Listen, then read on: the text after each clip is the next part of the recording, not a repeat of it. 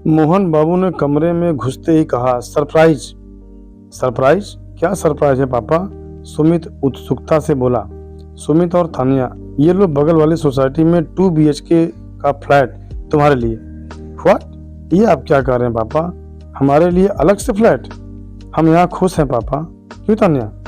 हाँ पापा, सुमित सही कह रहा है, मुझे यहाँ कोई दिक्कत नहीं, तान्या बोली।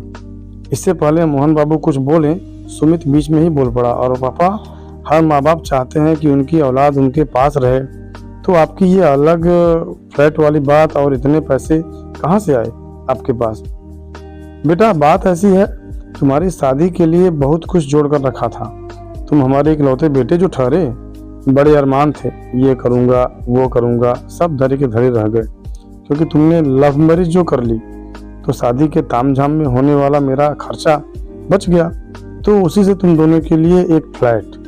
तुम दोनों कमाते हो, दोनों सुबह ऑफिस निकल जाते हो, EMI है कुछ सालों की, भर दिया करना, और कल को बच्चे होंगे तो उनके भविष्य के लिए अपना मकान होना बड़ी बात होगी।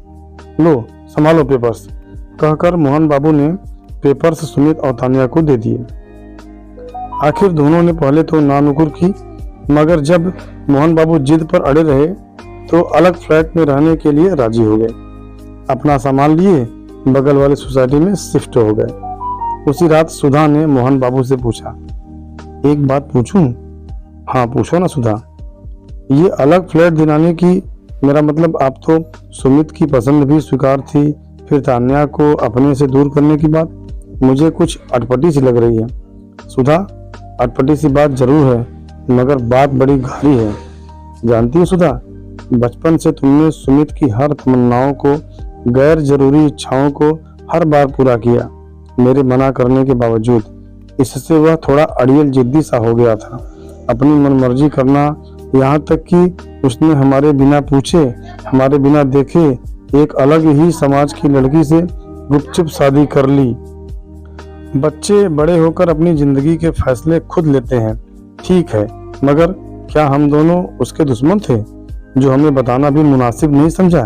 खैर, मैं उसका यहाँ भी बचपना समझकर चुप रह गया। बहू को स्वीकार किया, बेटी की तरह मान दिया, मगर उसने यहाँ आकर हमें अपनाया नहीं, बल्कि वो तुम्हें और मुझे एक सर्वेंट समझने लगी।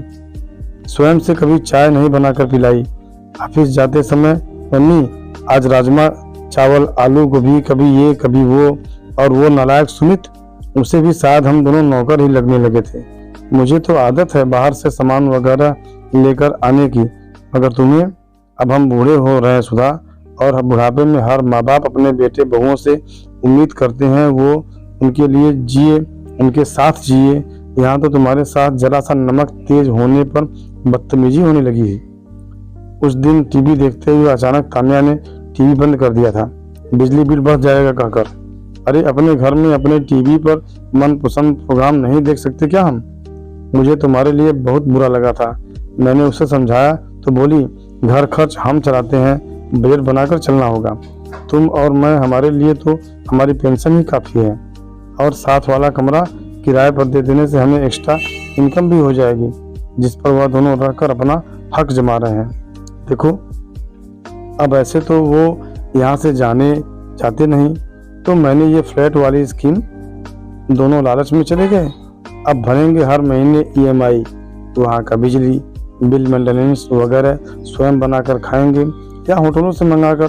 तब पता चलेगा माँ बाप क्या होते हैं, उनके होने ना होने का फर्क। मगर ये सब करना जरूरी था क्या सुधा? जब मरीज डायबिटीज का हो तो उसे करेले का जूस देकर ठीक किया जाता है, मीठी मीठी जलेबी नहीं। और वैसे भी कहीं दूर नहीं भेजा हमने उन्हें, पास की सोसाइटी में रहेंगे तो हम उनके आसपास ही तो रहेंगे। कल यदि वह अपनी गलतियों से सीखकर हमारे साथ रहना चाहेंगे तो कुछ शर्तों के साथ उन्हें साथ में भी रखेंगे, और यदि वह अपने स्वभाव में बदलाव नहीं करते तो सुधा जी ने प्रश्न रखते हुए कहा, तो हम दोनों तो हैं ना, पहले भी थे, आज भी हैं, साथ खाएंगे रहेंगे, मगर स्वाभिमान के साथ। इस बार सुधा जी भी मोहन बाबू के साथ मुस्कुरा उठी। दोस्तों, कैसी लगी यह कहानी? यदि अच्छी लगी हो तो वीडियो को लाइक एवं चैनल को सब्सक्राइब कर दीजिए, और अधिक से अधिक दोस्तों में